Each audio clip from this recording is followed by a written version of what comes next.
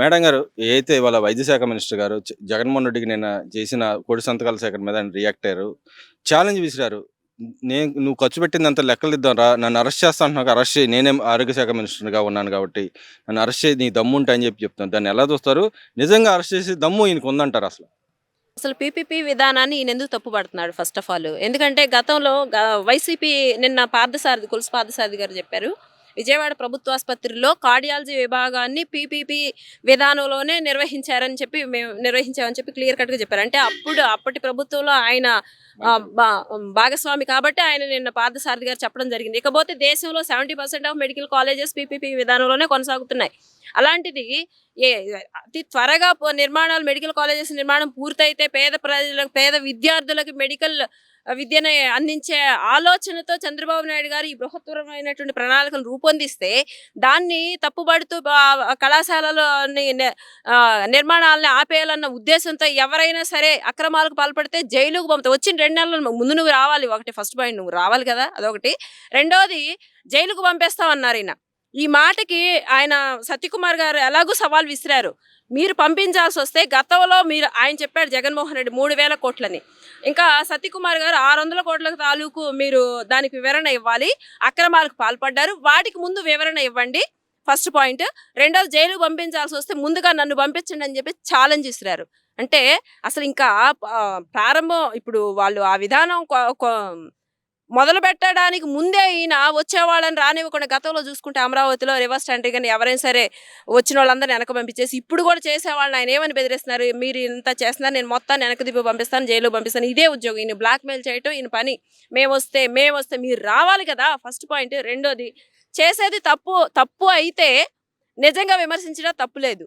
కానీ సెంట్రల్ గవర్నమెంట్లో కనుక చూసుకుంటే మన గౌరవ ప్రధాని మోడీ గారు, అలాగే వాళ్ళు ఎవరండి, సెంట్రల్ గవర్నమెంట్, అలాగే నీతి ఆయోగ్, సుప్రీంకోర్టు, హైకోర్టు అన్నీ సమర్థిస్తున్నాయి. అంటే వీళ్ళందరినీ కూడా ఈయన జైలుకు పంపుతారా నా ప్రశ్న. జగన్మోహన్ రెడ్డి అసలు ఆ దమ్ము నీకుంటే ముందు నువ్వు తీసుకున్న 600 కోట్లకు వివరణ చెప్పు. నువ్వు 3,000 కోట్లు అన్న, అసలు 3,000 కోట్లకు వివరణ చెప్పు. నువ్వేం చేసావో చెప్పు. ఆ 3,000 కోట్ల తాలూకా లెక్కలు తీసుకొని రా. నీకు నిజంగా ఆ దమ్ము జైలు పంపే దమ్ము ఉంటే ముందు 3,000 కోట్లకు నువ్వేం చేసావో లెక్కలు చెప్పు. ఇకపోతే ఈయన తెచ్చింది ఎన్ని కాలేజెస్, ఈయన చెప్పుకునేది ఎన్ని కాలేజెస్, ఎన్ని ప్రారంభ దశలో శంకుస్థాపన చేసి ఆగినాయి, ఎన్ని ప్రారంభ దశలో ఉన్నాయి, ఎన్ని రన్ అవుతున్నాయి.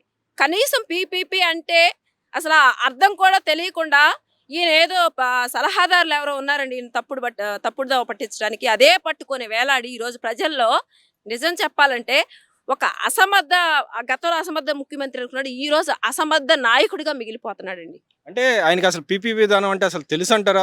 వాళ్ళని కొంతమంది నేను నేర్చుకొని వచ్చాడు, నా వెనకాల జనాలు ఉన్నారని చూపించుకోవడానికి ప్రయత్నం చేశాడు.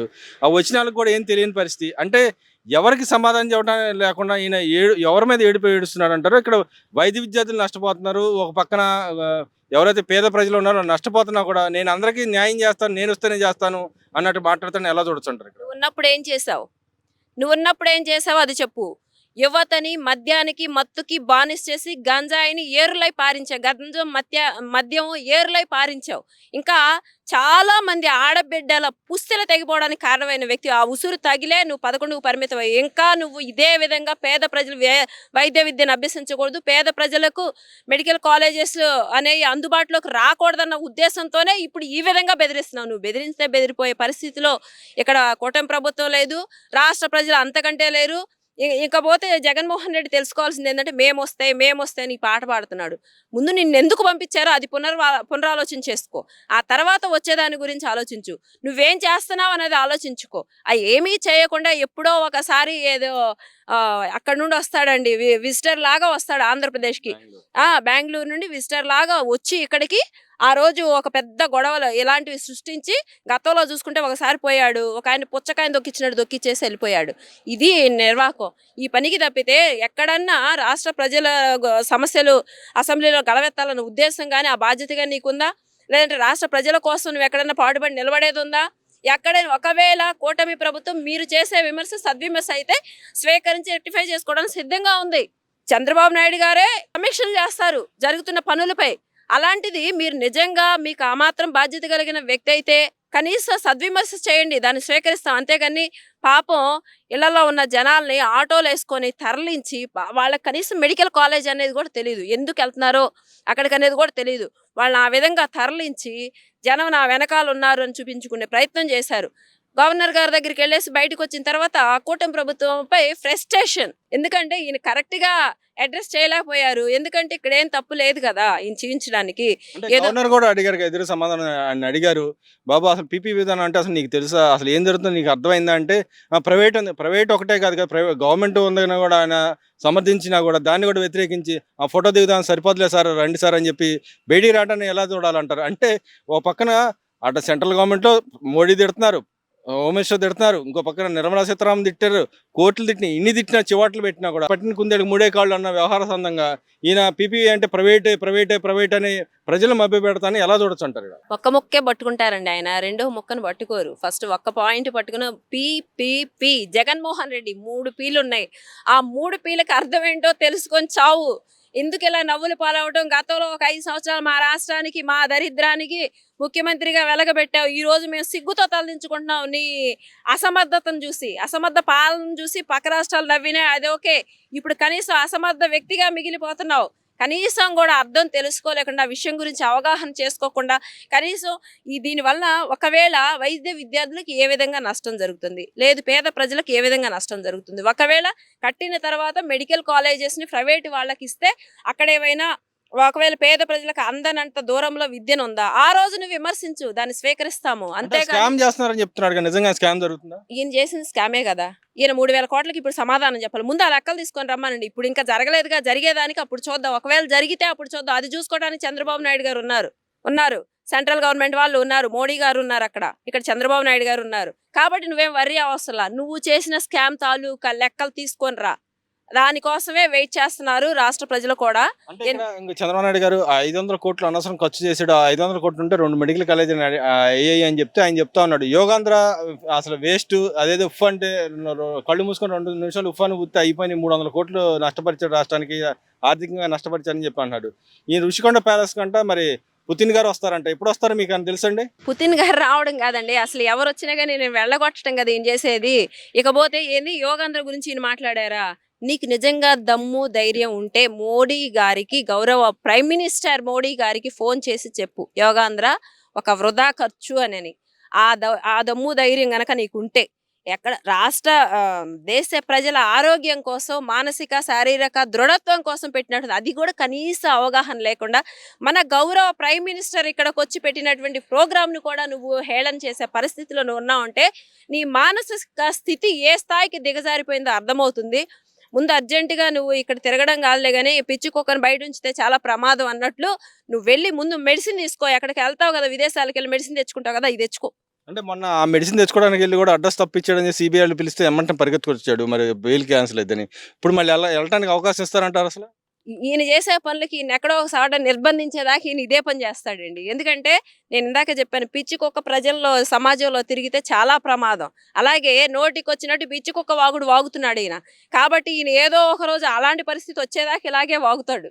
అదేవిధంగా వాళ్ళ వైసీపీ నాయకులు మాట్లాడుతున్నారు, ఇంకా ఏదైతే మేము కోటి సంతకాలు సేకరణ చేసాం, మాది సక్సెస్ అయింది, రాజీనామా చేయాలి, ఇంకో పక్క ఈ గవర్నమెంట్ కనుక చేస్తే మేము కోర్టులో కేసులు వేస్తానే, వాళ్ళకి మీరు ఏం చెప్తారు? అంటే ఆధార్ కార్డులు మీరు తీసుకురావాలి అని చెప్తున్నారు. నిజంగా సవాల్ కార్డులు ఒప్పుకొని వస్తారంటారు ఆధార్ కార్డులు తీసుకుని? ఎవరు ఆధార్ కార్డులు తీసుకురావాలి? వైసీపీ నాయకులు. ఇప్పుడు అక్కడికి వచ్చిన వాళ్ళు మొత్తం ఆధార్ కార్డులు తీసుకుని రావాలంటున్నారా? సవాలుకు ఒప్పుకోవటం కాదండి, వాళ్ళు రాజీనామా చేయాలని అంటున్నారు కదా. ముందు ప్రజల దగ్గరికి వెళ్ళి అడగండి ఆ మాట. చంద్రబాబు నాయుడు గారిని రాజీనామా చేయమంటారా అని ప్రజల దగ్గరికి వెళ్ళి అడగండి. చెప్పు తీసుకొని కొడతారు. ఎందుకంటే ఏదో నిన్న విజయవాడ అండి వాళ్ళు వచ్చింది స్వయానా జగన్మోహన్ రెడ్డి. బందర్ రోడ్ అసలు ఎంత ఫుల్ అయిపోయి ఉండాలి, ఖాళీగానే ఉంది, చాలా ఖాళీగా ఉంది. వీళ్ళు తీసుకొచ్చి ఆటోలో జారేసిన ఆ మనుషులు మాత్రం కొంతమంది ఉన్నారు. వాళ్ళు కూడా తీసుకొచ్చిన మనుషులను క్లియర్గా అర్థమైంది పెయిడ్. ఎందుకంటే వాళ్ళు ప్రతి ఒక్కరు కూడా ఎక్కడికి వెళ్తున్నారంటే మెడికల్ కాలేజీల కోసం. అదేందో మాకు తెలియదు, మమ్మల్ని తీసుకొచ్చారు, మేము వస్తున్నాం అని చెప్తున్నారు. వీడియోస్ కూడా ఉన్నాయి. ఎందుకు ఈ అసత్య ప్రచారాలు, ఎందుకు ఈ ఫేక్ బ్రతుకులు? పోయిన పడుగుతా జగన్మోహన్ రెడ్డికి ఇక ఫేక్ బ్రతుకు, ఫేక్ వీడియోలు, ఫేక్ మాటలు, ఇంత తప్ప సొంతంగా ఆలోచించే పరిస్థితే లేదు. అదేవిధంగా కలెక్టర్ కాన్ఫరెన్స్‌లో రాష్ట్ర ఆర్థిక పరిస్థితి గురించి ఆహ్, కలెక్టర్‌తో మాట్లాడుతూ అభివృద్ధి పరంగా ఆయన కొన్ని చర్యలు తీసుకోమని చెప్పి కలెక్టర్ ఆదేశించాడు. అయినా దాన్ని కూడా ఈయన విమర్శిస్తున్నాడు.